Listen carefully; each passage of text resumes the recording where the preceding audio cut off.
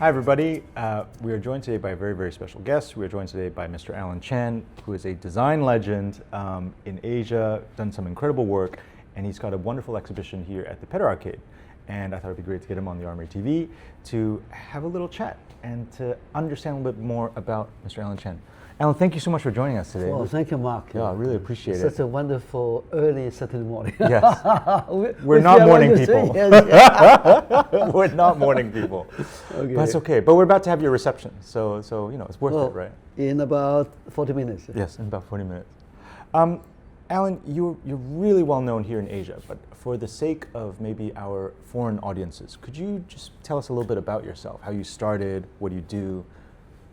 Well, I was born, raised, and educated in Hong Kong in 1950. Right? Unbelievable. I'm 76 this year, and I started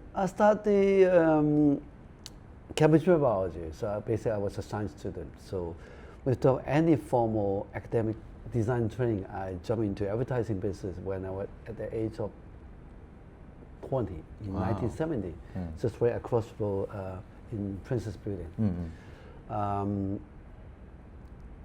And then for 10 solid years, from 1970 to end of 79, I worked for 4 quite reputable international advertising agencies in Hong Kong.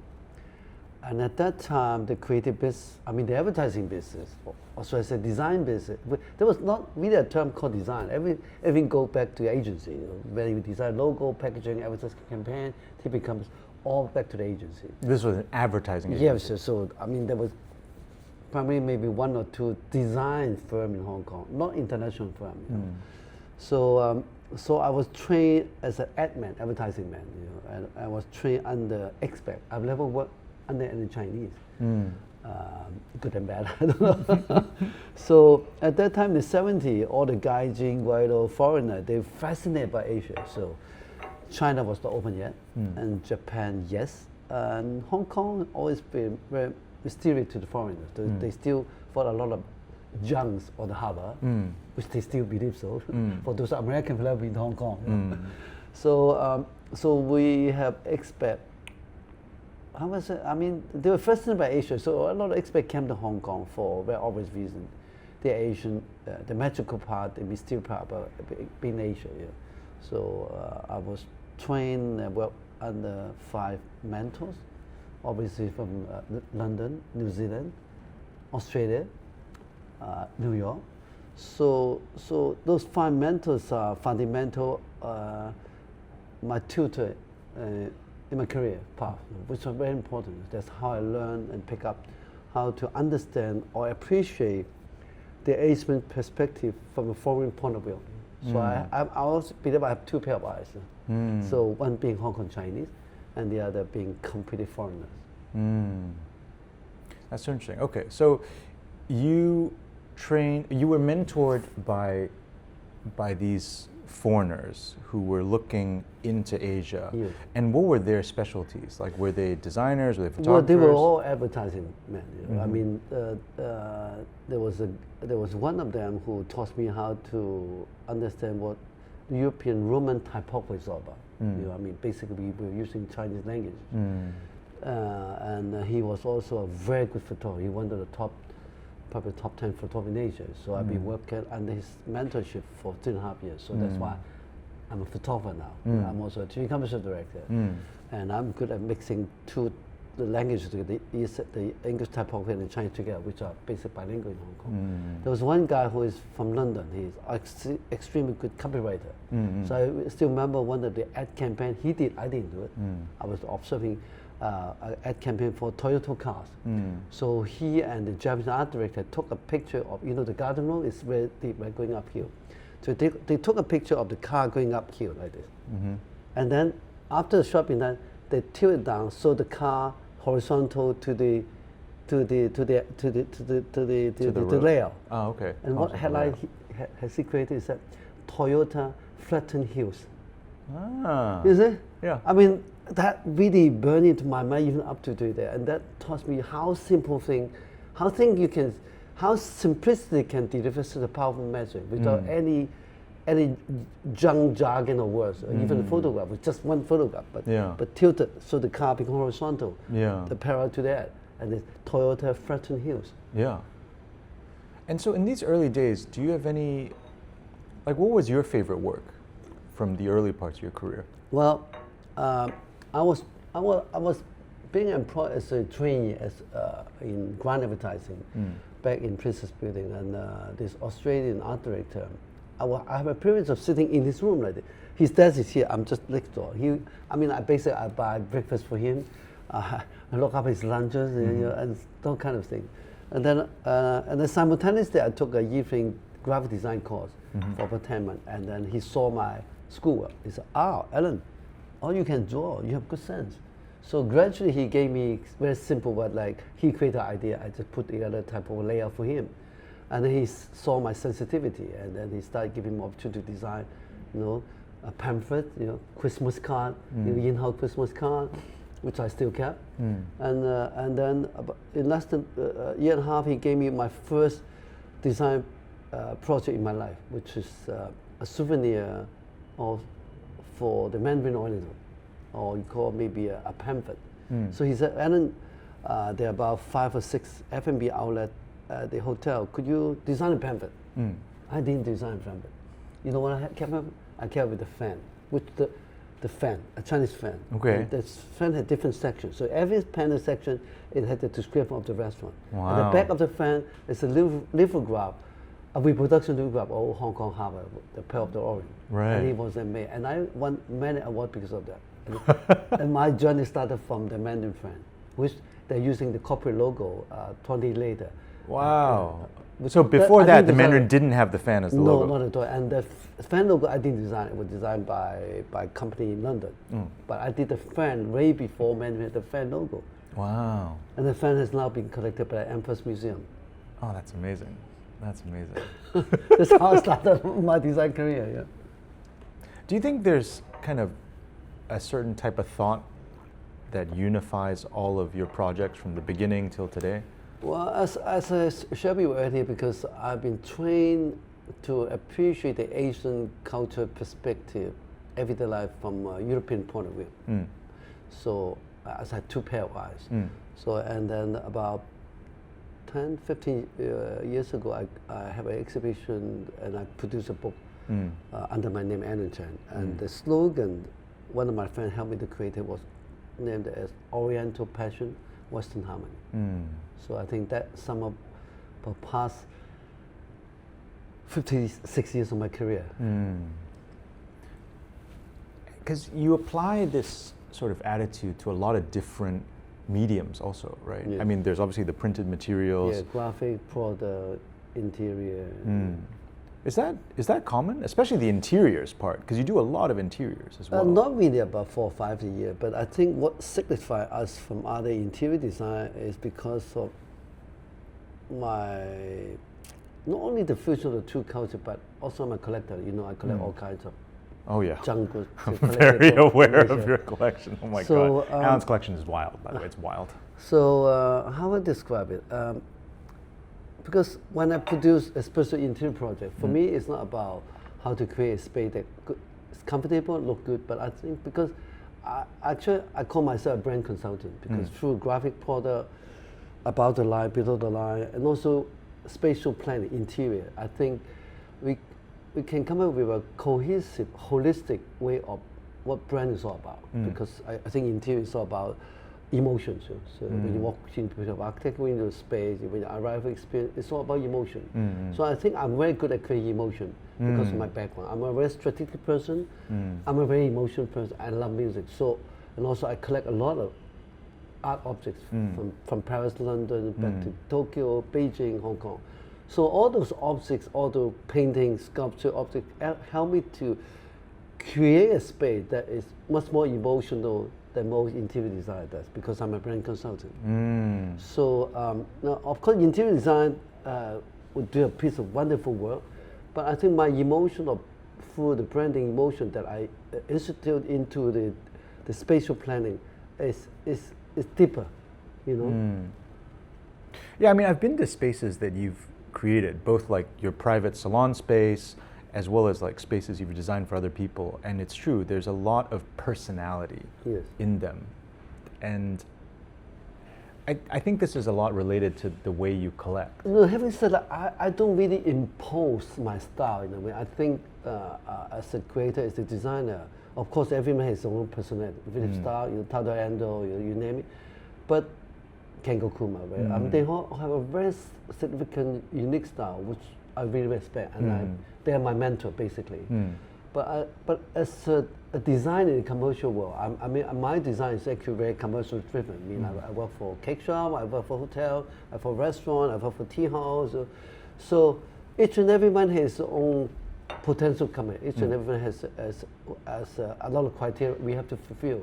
So putting too much of my person in the project, it's very selfish.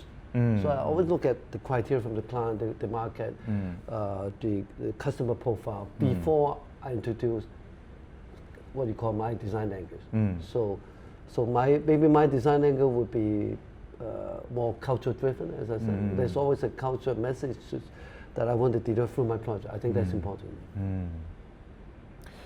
Your clients, like, how have they changed over the years?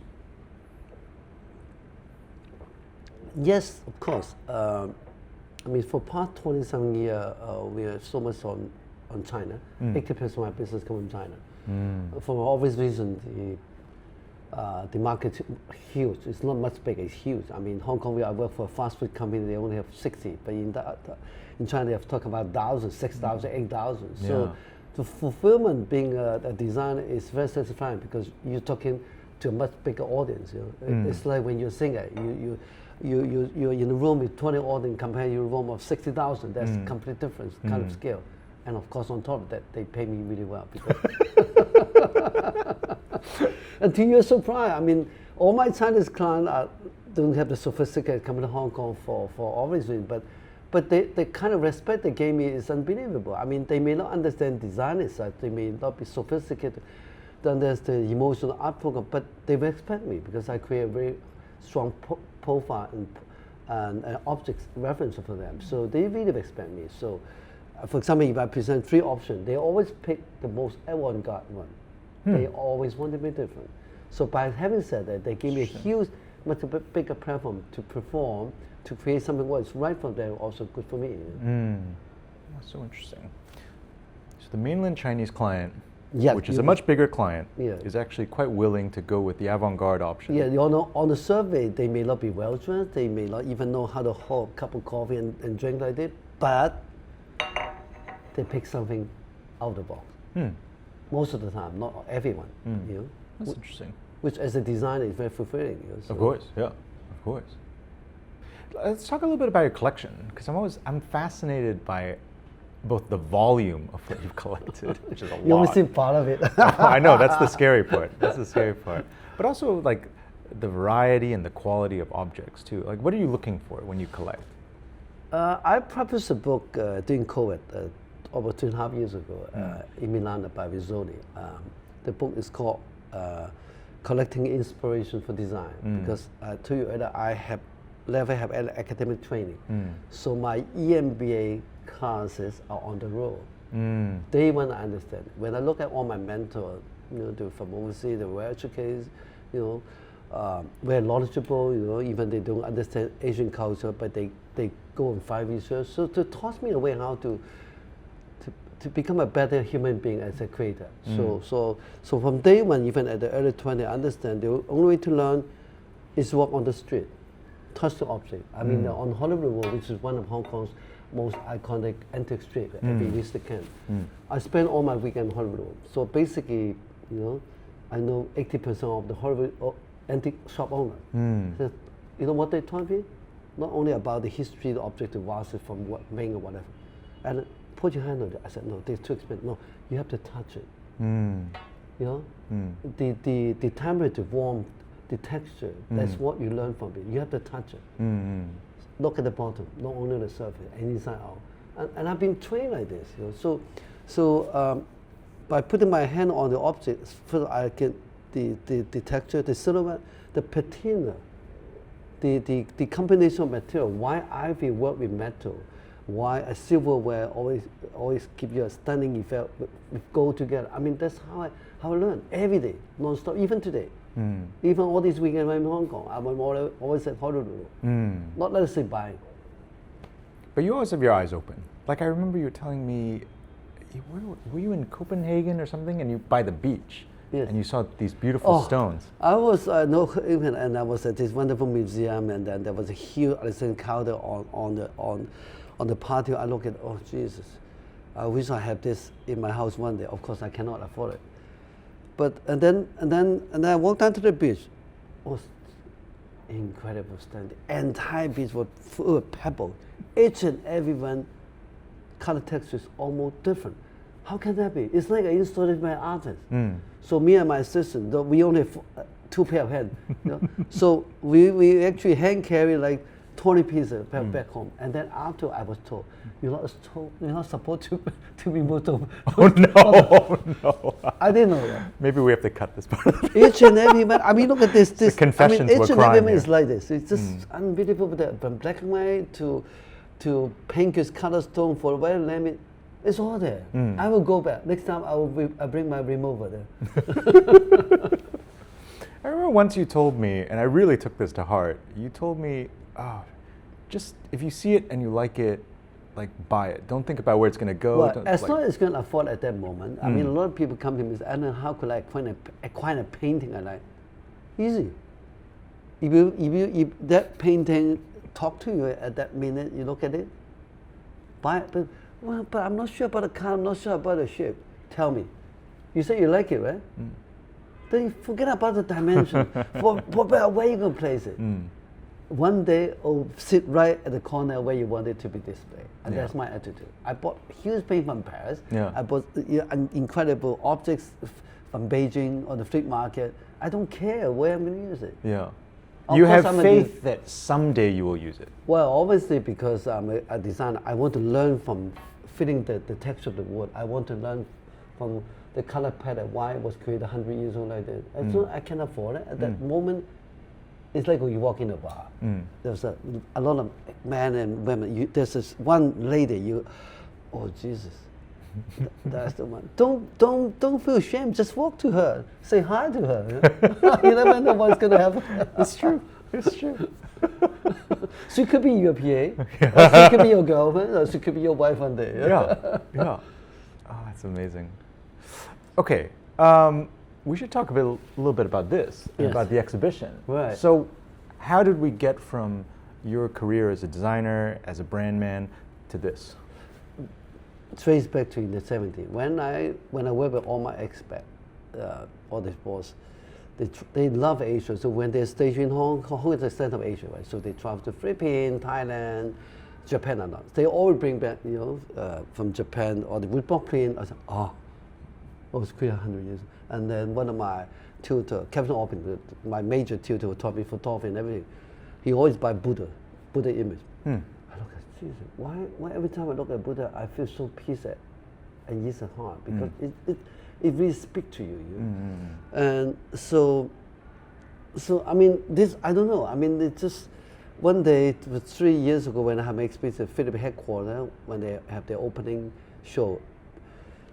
Jonathan, the chairman, said, well, Alan, you can have your show here. I said, you're kidding. This is 2,000 square meters. How am I going to do it? This is the opening of Philip headquarters, right opposite Empress. Yeah. How could I refuse? So I accepted it. Then I regretted at the moment because it's too much. And then Philips is an intellectual house, and I thought, if I'm just only displaying my design commercially to my graphic product, it's not good enough. So at that time, I also submitted produce a book in Milan about my collection. So I said, maybe on top of my collection, I have to deliver something that Philip will feel good.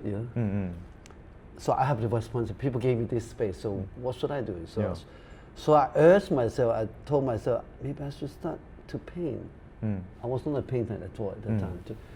So I did about 12 paintings, and then I was not there to exhibit yet. So I passed it to a very important curator, Pedder Arcade. He originally from Beijing. He at that time one of the chief curator of Empress Museum. I said, 老师看一看 可不可以 have a look if you don't think it's good, I will not display anyone. He was away. I sent him through WeChat.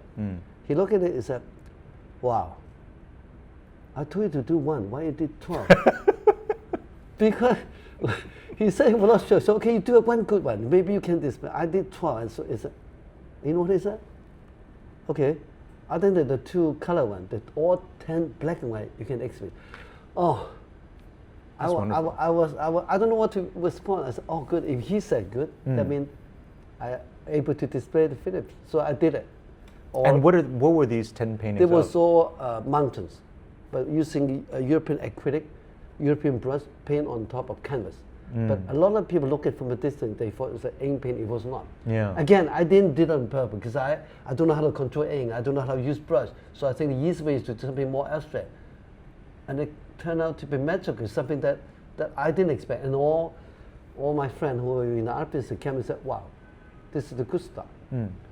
So when Pedder Arcade, when he came back, he went into the exhibition, he went Philip and looked at it and said, and then I think this is the good start. Oh, so they gave me all the confidence in the past 3.5 to move on to become a painter. So this is how it was evolved. I see. But this came about because 2 years ago, my mother passed away at the age of 100. So, and I miss her so much. So I did a Chinese care of love, and I stopped until 2025, last year. 1st of January, I went back to my studio. I was really emotional again because I was 75, and I told myself I can't leave this world empty-handed. Nothing I can take with me. So I wrote this character, meaning emptiness in the Buddhism, and I stopped.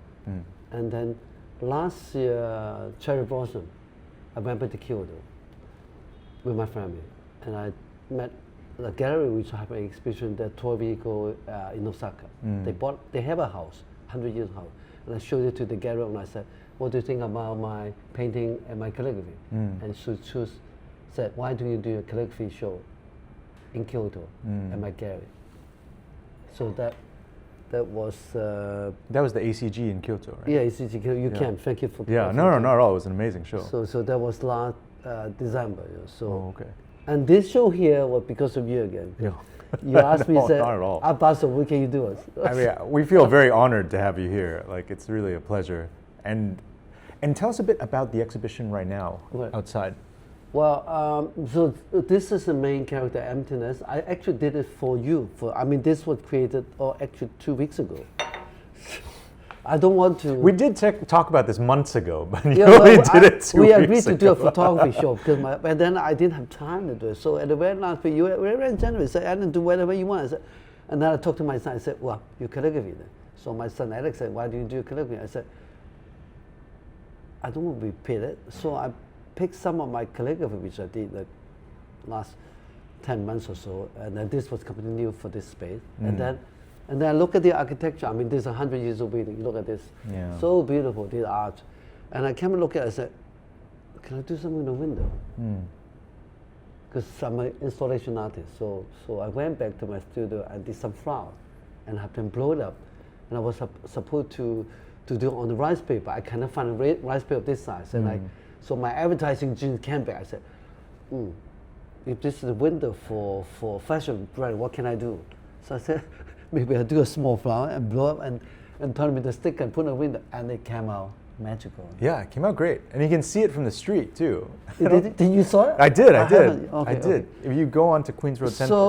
So I did it. And then, because your exhibition space is quite tiny, but with this art, the 10 art, it came up with very comprehensive emotion to hold everything together, spatial planning. Yeah, you know? I think that's the word. It's the emotion. It's a very comprehensive emotion because the scale, if it was just the hung pieces alone. So you forced me to, other than from mountain to character, now to flowers. I'm very happy because in my studio, when I start doing the flower, I can see the flower could be another dimension for me to move on this year. I'm going to do much more flower. That's interesting. It's also amazing, we've known each other for a little while now, and it's amazing seeing where you go with your painting, and it's always sort of unexpected. I would have never guessed you're going to start painting flowers. Me too. You pushed me against the wall. So I mean, you didn't tell me to do anything. You're such a gentleman. No, I mean, this is magical. You gave me this complete freedom, and because the freedom you gave me actually gave me a lot of encouragement to move on, because I know how much trust you have in me.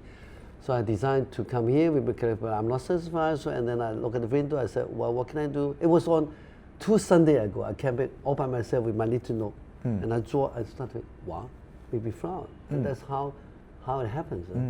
I didn't plan it. Yeah. Yeah, but it turned out beautifully. I mean, I don't know. Maybe it's a fate, right? It's kind of fated to be. Yes, so if my flowers start to sell well, I'll give you present one huge flower. Thank you. You actually got me really into plants, because you gave us that beautiful plant. Oh yeah, Yeah, for the middle of this table. Because I walked into Mark's Bay, I said, I mean, he's such a gentleman. Everything's very precise and thing. There was no plant here, and it was nice, but I think you need something to soften it. There are a lot of straight line here.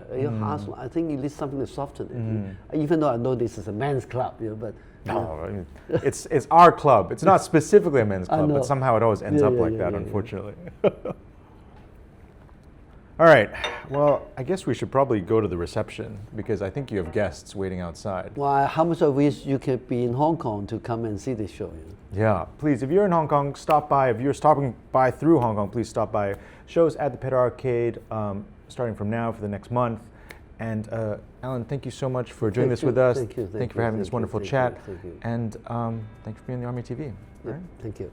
Thanks, everybody. Thanks for watching. Thank you.